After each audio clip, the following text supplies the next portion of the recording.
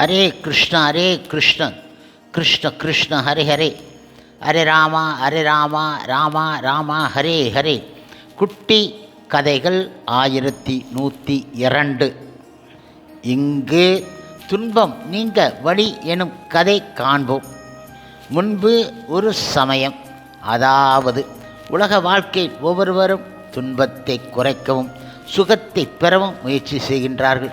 ஆனால் செய்யும் முயற்சிகள் அனைத்தும் துன்பத்தையே அதிகப்படுத்துகின்றன என்னும் நிலை சரியானது கிடையாது. ஒரு துன்பம் நீங்கிவிட்டால் மற்றொரு துன்பம் உருவாகின்றது, அல்லது ஒரு துன்பம் நீங்க செய்யப்படும் முயற்சி மற்றொரு துன்பத்தை உருவாக்குகின்றது. இவ்வாறாக துன்பச் சங்கிலி தொடர்கின்றது. இதற்கு சரியான ஒரு எடுத்துக்காட்டாக ஒரு கதையினை காண்போம். பிரம்மச்சாரி பூனை வளர்த்த கதையாகும்.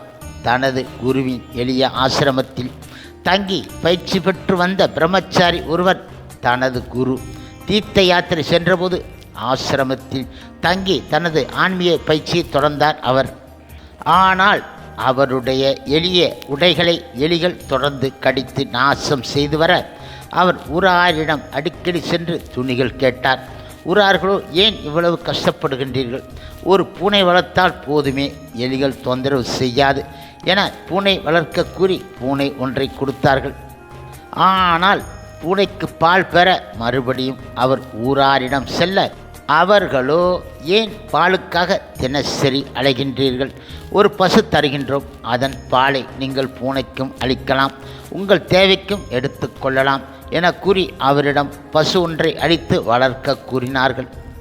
ஆனால் பசுவிற்கு புல்லும் இறையும் தேடி தினசரி பிரம்மச்சாரி ஊராரிடம் மறுபடியும் செல்ல ஊரார் அவரிடம், ஏன் இவ்வளவு சிரமப்படுகின்றீர்கள்? ஒரு சிறிய நிலம் தருகின்றோம், அதில் நீங்கள் பசுவிற்கு தேவையான புல்லும் வளர்க்கலாம், உங்களுக்கு தேவையான உணவுகளையும் காய்கறிகளையும் உருவாக்கலாம் என கூறி ஒரு நிலத்தை அளித்தார்கள்.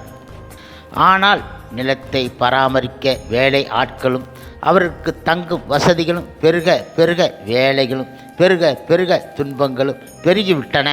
கூடிய விரைவில் அந்த பிரம்மச்சாரி ஒரு பெரிய சம்சாரி ஆகிவிட்டார்.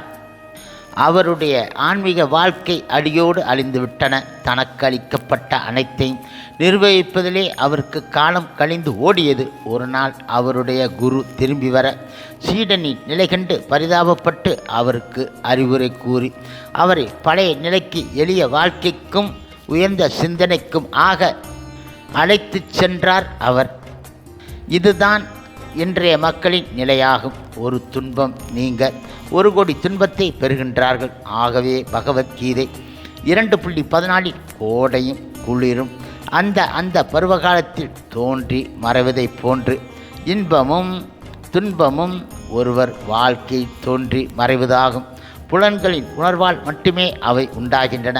ஆனால் இவற்றால் பாதிக்கப்படாமல் அவற்றை பொறுத்து கொள்ள கற்றுக்கொள்வாயா என பகவான் ஸ்ரீ கிருஷ்ணர் குறிப்பிடுவது போன்று ஒவ்வொருவரும் தங்களுடைய முன் வினை பயனால் தன் வாழ்க்கையில் வரும் இன்பம் துன்பம் இவைகளை சகித்து கொள்ள கற்றுக்கொள்ள வேண்டும். மேலும் வேதங்கள் கூறுவது போன்று ஒருவன் மகிழ்ச்சியை அதிகரிக்கவோ அல்லது துன்பத்தை குறைக்கவோ முயற்சி செய்யக்கூடாது. ஏனென்றால் உலக வாழ்க்கையில் இன்பமும் துன்பமும் முன்பே விதிக்கப்பட்டபடி ஒருவர் விரும்பாவிட்டாலும் அவருக்கு வந்து சேர்கின்றன. ஆகையால் அதை மாற்ற முடியாது ஆகும். மாறாக பாகவதம் 10.14.58 முழுமுதற் கடவுள் மற்றும் பரம புருஷ பகவான் ஸ்ரீ கிருஷ்ணராகிய முராரியின் திருவடி தாமரைகளை படகாக ஏற்றுக்கொண்டோருக்கு சம்சார கடல் ஆனது ஒரு கன்றுக்குட்டியின் குளம்படி தடத்தில் இருக்கும் நீருக்கு சமமாக சுருங்கி விடுகின்றன. இத்தகையோர் ஒவ்வொரு அடியிலும் துன்பங்கள் நிறைந்த இந்த உலகை விரும்புவது கிடையாது. மாறாக துன்பங்கள் அற்ற பரம பதமான பகவான் ஸ்ரீ கிருஷ்ணரின் திருத்தலத்தையே விரும்புகின்றார்கள் என்று குறிப்பிடுவது போல் இந்த உலக துன்பத்தில் இருந்து விடுபட மிக மிக எளிய வழி பகவான் ஸ்ரீ கிருஷ்ணரின் திருவடிகளை சரண் அடைவதாகும். கடலின் அலைகளை நிறுத்த இயலாதது போல் ஜட வாழ்க்கை துன்பங்களை ஒருவரால் மாற்ற முடியாது. ஜட வாழ்க்கை துன்பங்களுக்கு ஜட வாழ்க்கையில் தீர்வு கிடையாது. ஆனால் பகவான் கிருஷ்ணரிடம் சரண் அடைந்துவிட்டால் அந்த துன்பங்கள் நீங்க வழி உண்டு ஆகும். ஹரே கிருஷ்ணா கிருஷ்ண கிருஷ்ண ஹரி ஹரி, ஹரே ராமா ஹரே ராமா, ராமா ராமா ஹரே ஹரே. சில பிரபுபாதரின் சேவையில் இஸ்கான் பக்தர்கள்